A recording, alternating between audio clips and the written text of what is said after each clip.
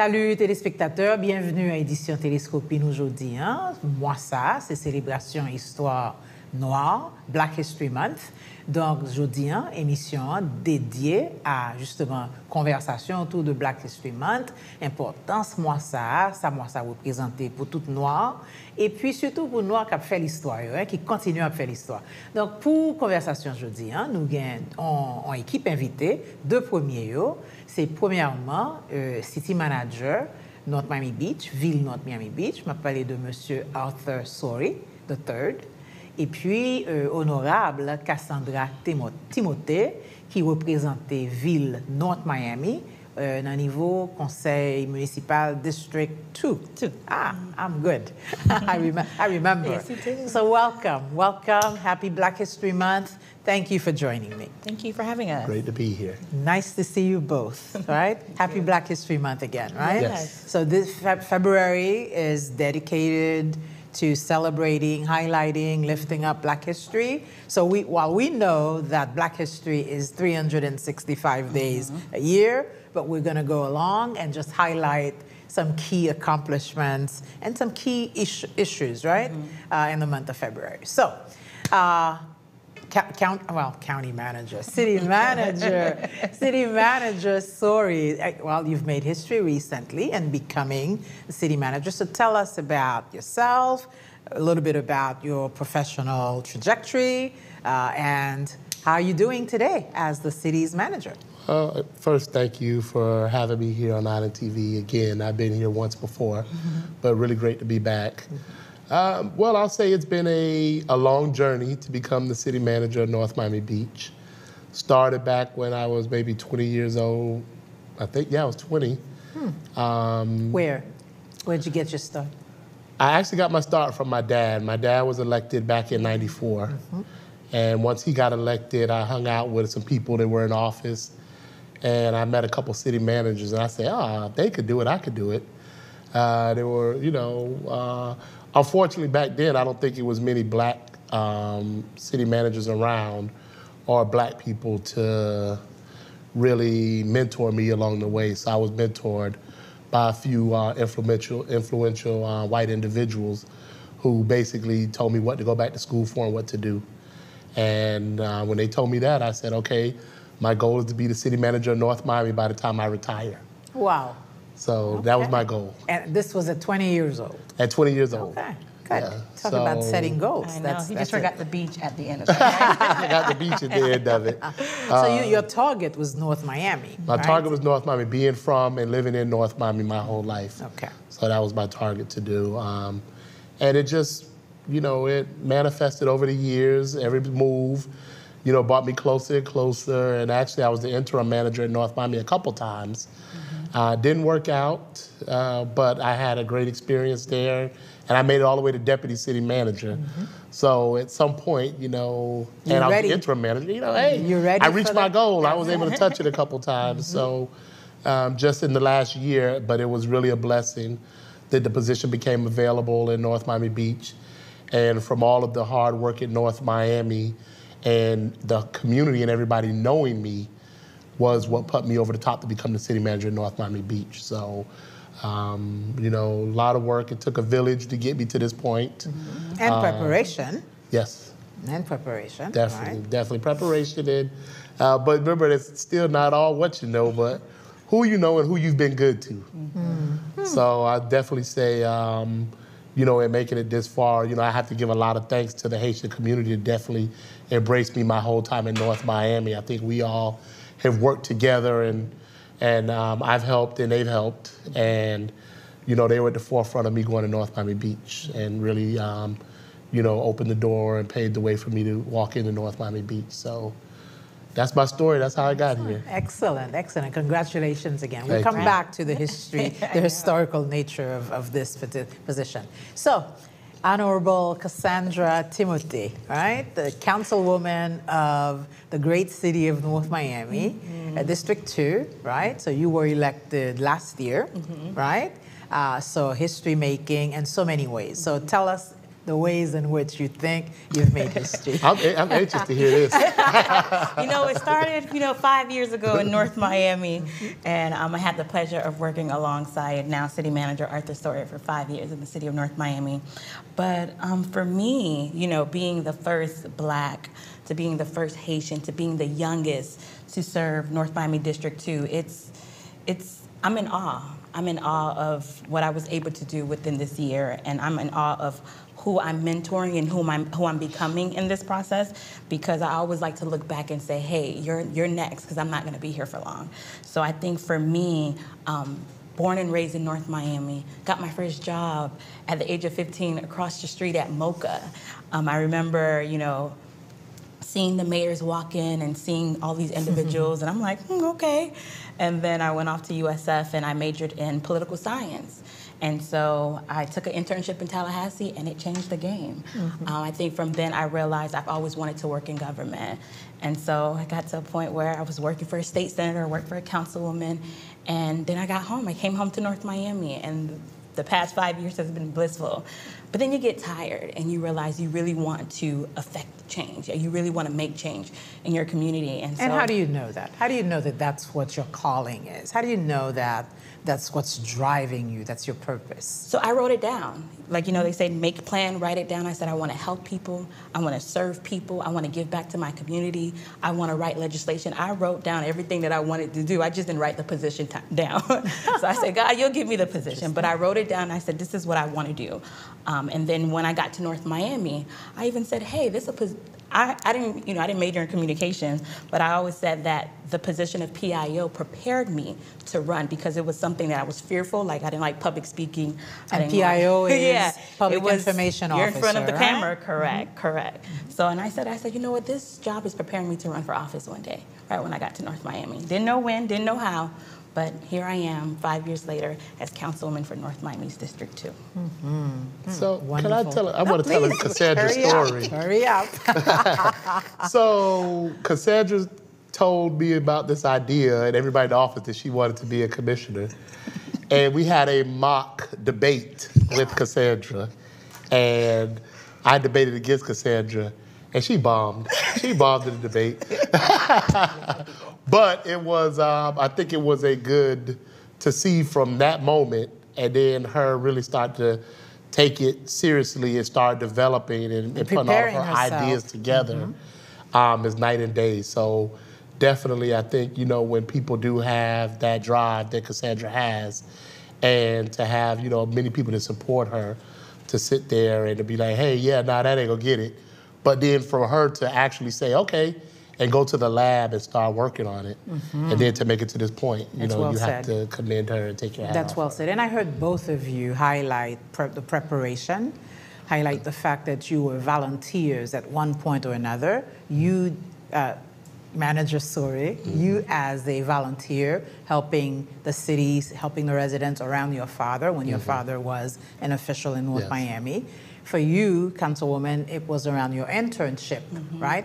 Very early on, where you discovered your passion for government, for legislation, etc. So preparation, dreams, volunteering, or being around people who can guide you, right? Those are all, I think, important elements that if you were to talk to a group of young kids today, right? It's Black History Month. You know how we all get invited to speak with school students. They want to know what you do. They want to know how you made it to the point or the position you occupy now.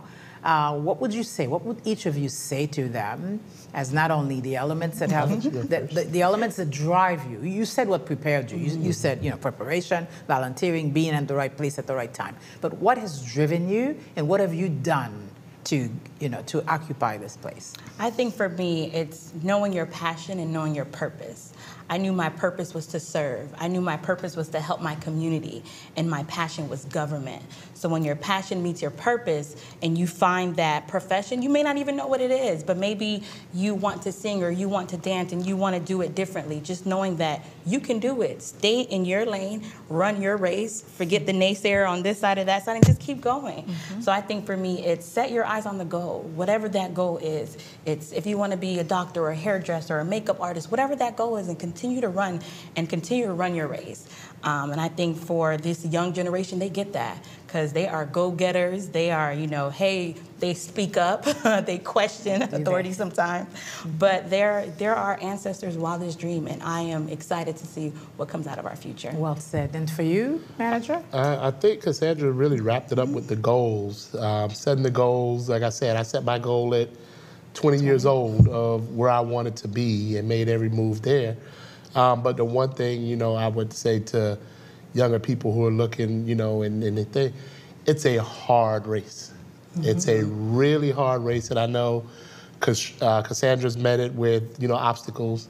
Lord knows I've had the obstacles, and, things go bad all the time, and it's just for people to realize that, it's not going to always be the shiny lights and everything, that you're going to have to go through some tough times and just to stay the course, and that's the thing. I've had a lot of tough times over a 22-year career. Of course. Once I finally got in it, it was tough times. But, a couple times, you feel like giving up, and I think the main thing is for the young people is knowing, your breakthrough is just a day away. It might not be today, might not be tomorrow, but that third day might be your breakthrough, and just really keep at it. To keep at it and keep striving and don't change who you are.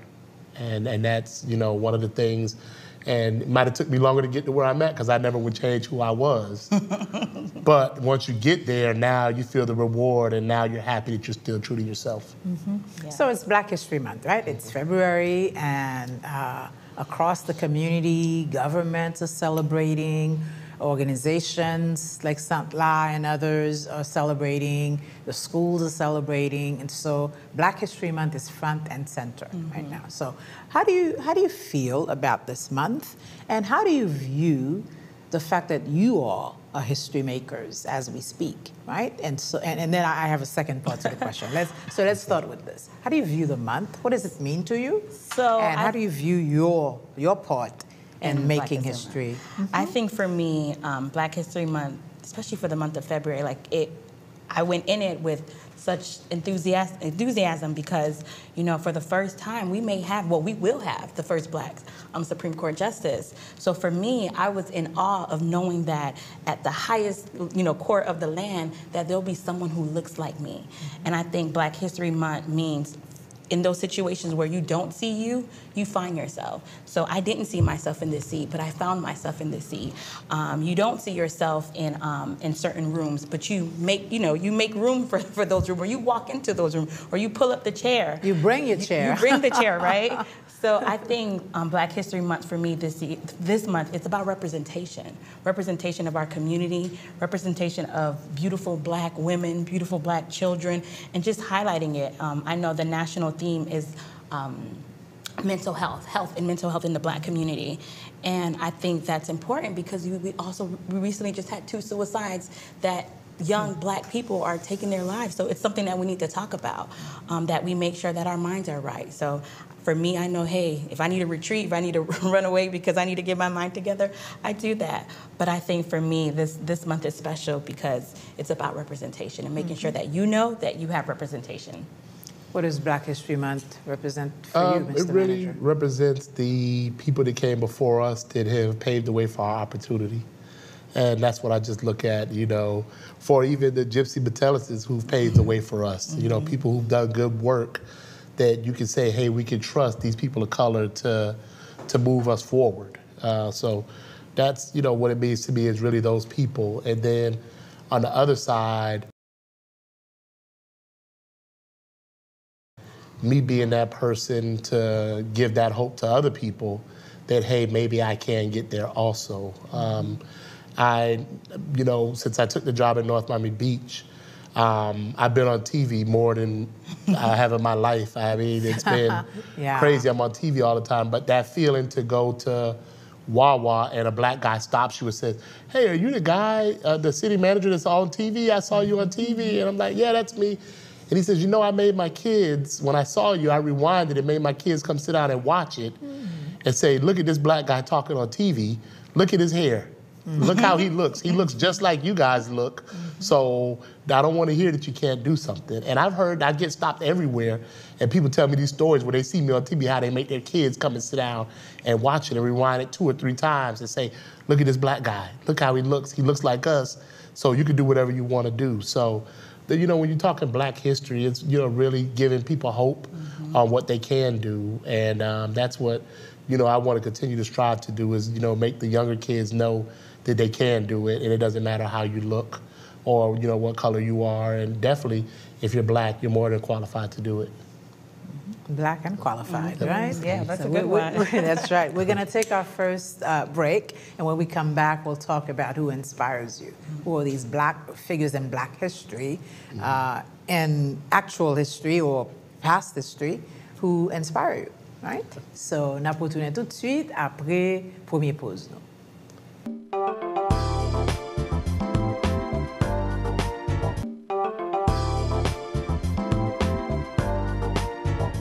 Nous, de retour téléspectateurs, nous suivons Télescopie jeudi, émission nous, chita sur histoire peuple noir en général, Black History Month. Et pour conversation aujourd'hui, il y a 2 invités. Et premièrement, c'est manager ville North Miami Beach, Arthur Sorey, et puis représentant councilwoman dans ville North Miami, honorable Cassandra Timothée. Donc, tous les deux, on a parlé de l'histoire histoire personnelle, trajectoire, et maintenant, on a privé sur qui est dans l'histoire. Right, excuse me, let me just rewind here.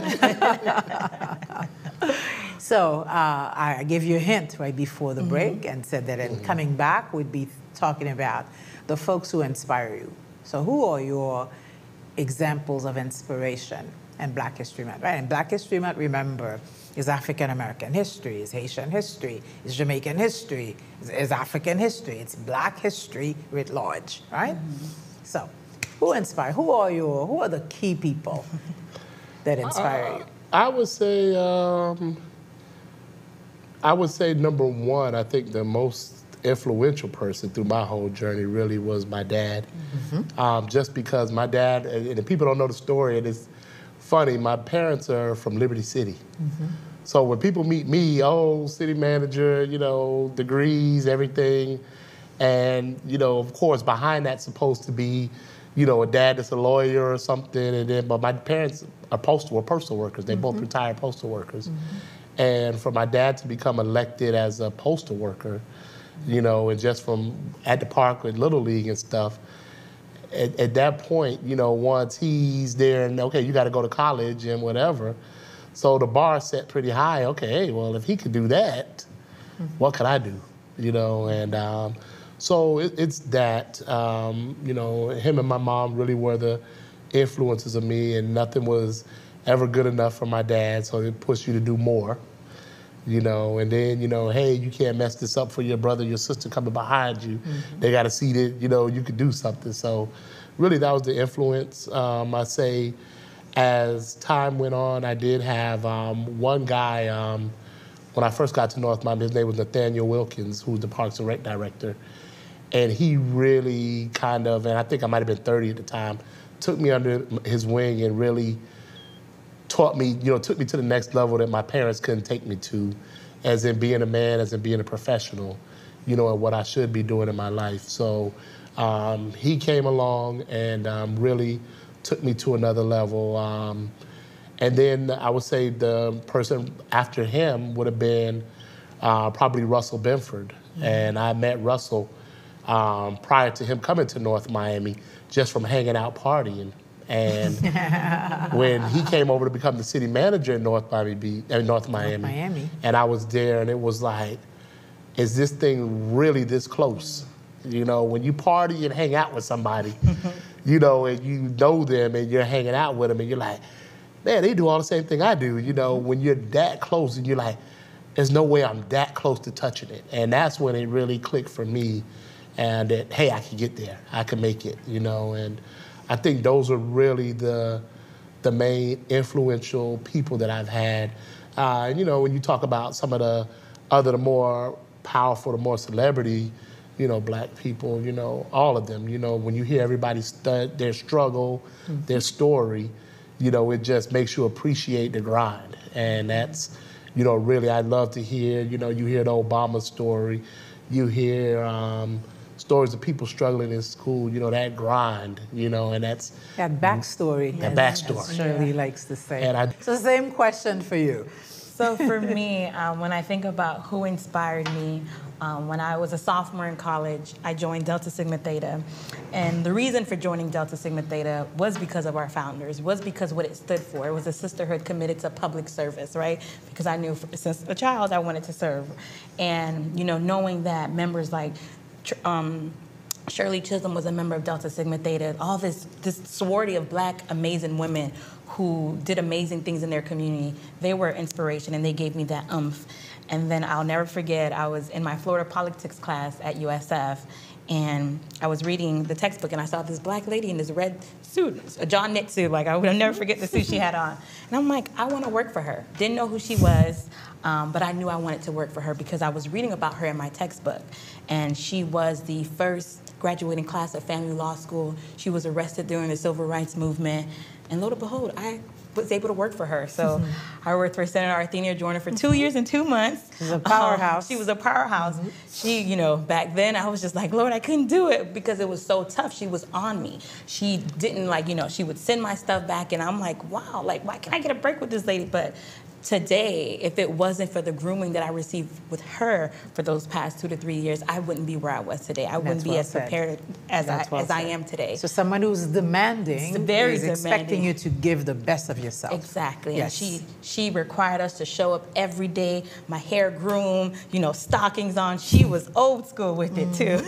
And so, when I think back to the time while I was in her office, it was inspiration. It was what I needed, and I didn't understand it then, but I understand it now. So I give her flowers. I always check up on her because she was a trailblazer at the time. She was the first Black aide in Tallahassee, working for a Crenshaw. So she was, she has a long list of firsts. And then when I got to North Miami, I had the opportunity of having Natasha Colbert-Williams as my supervisor. And she groomed me for the past 5 years. I wouldn't be here without her knowledge, without her help, without her blessing, because she definitely is someone who, who's on you. She is like a mother. I always call her mom, but because she's so nurturing. But she prepared me. And I think back to all those, mentors, those Black women who were just trailblazing in their field. Yolanda Cash Jackson is another person who inspired me as well. And I'm in constant communication with all three of them. They're my mentors. They inspire me. And of course, they're Black, beautiful women. Wonderful, wonderful. So suppose you had the opportunity to select 2 or 3 people. Now, they're no longer around, right? These folks have made history and they're gone, but you have the opportunity to have a conversation with them. Which 3 people would you choose? 3 figures in Black history. Remember, I reminded all of us that Black history is Black history, it's Haitian history, it's Jamaican history, Caribbean history, etc. So 3 figures in Black history that you would want to have a conversation with. I would definitely want to talk to Muhammad Ali. Okay. You can say why, or you don't have to. Well, I just would. I would want to talk to people who gave it all up. Because when you look at what are people, and I took a class and somebody asked the class, what were you willing to die for? And metaphorically, what are you willing to die for? What would you lose it all for? Because these days, the reason we'll never have another Martin Luther King or really Muhammad Ali, because all of us are so caught up into ourselves now, and we're not willing to lose everything for anything right now. I want to hope that there's some people out there who are willing to put their lives on the line. I think we might not hear about them often, but they're out there. I mean, these people lost it all at the top of their game. So when you talk about a Muhammad Ali, to lose it all at the top of his game, okay, that's it. Yeah, I'm going to lose it all. Martin Luther King, lost it all. And ultimately he paid with his life. So those are people that I want to talk to just to hear their mindset of, you know, why? You know, the sacrifice. The sacrifice. Why were you all 2 feet in? Right. And then to see what the sacrifice came towards, what it led to. So to hear from them, okay, would you do it again, seeing where we are now? You know, was that sacrifice there? What would you have done differently? You know, those are really, I say, the 2 people, you know, when I think about it, they lost it all. You know, I would want to hear from them, you know, because if you think of it, and, you know, just in life in general, I think we all make concessions and we all bend. You know, we don't break, but we do bend for things to happen. And you had these 2 that didn't bend at all. So that was the people that I would want to talk to see, okay, you didn't bend, you know. Was it worth it? Would you do it all over again? Would you do it all over again? Okay, you know? fair enough. Yeah. How about you, Councilwoman? I think for me, I would love the opportunity to meet Nelson Mandela, talk to Emmett Till, and probably Harriet Tubman, if I can go way back, right? Because in, you know, different genres and different areas, and, you know, let's say Emmett Till did make it out alive from that tragic incident. Like, what would be his story today? A Harriet Tubman who led, you know, who said, you know what, I'm risking it all. Let's go on to freedom. What would she tell us today? Like, what inspiration would she give us today? And I think it would be mind-boggling. And of course, Nelson Mandela, in a world right now where things of critical race theories being, you know, brought up, and how do you bring peace in the midst of chaos? I think a message from Nelson would be pivotal at this point. So. Very, very nicely. So beautiful answers from both of you, right? But imagine now you're talking to parents, right? You're talking to parents and you want to convey to them the importance of just making sure that their children are grounded in their history, right? What do you say? And how do you argue for something like that? What do you tell them? What do you advise them to do? You can go first, Councilwoman. I think for me, it would be just to make sure that we preserve our history, because right now more than ever, I think kids need to know that they're first in this, that they're first in that, but we're still trailblazing the scene, that Obama will not be the only Black president that we have. We will have another one. So I think making sure that they constantly see it, that they respect it, that they honor it, that they treasure it, and also think of different ways. Let's think about all the hidden figures that you have within your own community right now, like your father, who was the first Black councilman in North Miami. Like, his story should constantly be told so that people remember that Cassandra wasn't the first. You know, she may be another first in another category, but we had the first here, and it was, you know, it was monumental. So I think ensuring that we preserve our culture, our history, and that we understand that Black history is 365 days a year, not on the shortest month of the year. Yes.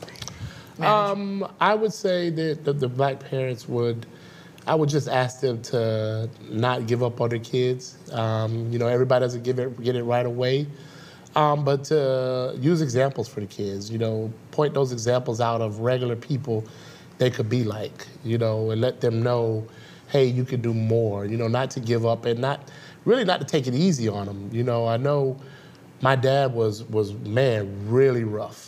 Demanding. Really Let's say really demanding. Really demanding, or really rough. And, you know, I think a lot of times parents don't want to give their kids that tough love, you know, but, you know, I'll say, like, me, you know, it wasn't good at the time. I had a bunch of friends that didn't get that tough love, and they were able to do everything that they wanted to do or whatever. And now these are the people on the corner begging for money and everything. And, you know, the one kid who had the tough love that couldn't go and couldn't do what he wanted to do, you know, is you know, is a success, is an successful and winning right now. So it'll be, you know, we have to, you know, continue and not, you know, get in the mindset of what other cultures are doing with their kids, because we're not the same, you know, and we need to be on our kids more and make them strive to do better and push them, you know, to their limits. You know, I mean, a lot of people, you lose that part of you want to fit in with society and you're gonna let your kids do what everybody else is doing, but at the same time, we're not looked at as everybody else's kids. We're not certainly not judged in the same way. That's the main thing that I would say to parents is, you know, we gotta make sure that we don't get too caught up into trying to fit into everybody else's cultures. You know, I know when my parents were growing up and they were brought up, no, it wasn't that, you know, but now, you know, we have, you know, some affirmative action, some stuff like that. Now everybody wants to, oh, okay, it's okay, don't worry about it. No, it's not okay, because you see everything that's happening in the world, we're still not the same. So we got to get back to going how our parents were raised and to stay on top of ours and push ours to do more and to be better than other people so we could get that same opportunity later on down the line. Well said. So let me, with that, thank you both. Thank you for a rich conversation, conversation with living examples of history makers such as yourselves. So you know that people are watching you, kids and adults alike. You know that you're both inspiring to the kids who are watching you and want to emulate your success. So that's a bit of a responsibility. Definitely. And a larger responsibility to help us push the community forward. All right? Correct. So with that, thank you so much. Continue to enjoy the month, celebrate, reflect, but also, you know, inspire others to do the best they can. All right? So thank you so much. Thank On retourne tout de suite avec, après on autre pause, avec deuxième invité nous pour émission Jeudi. À tout de suite.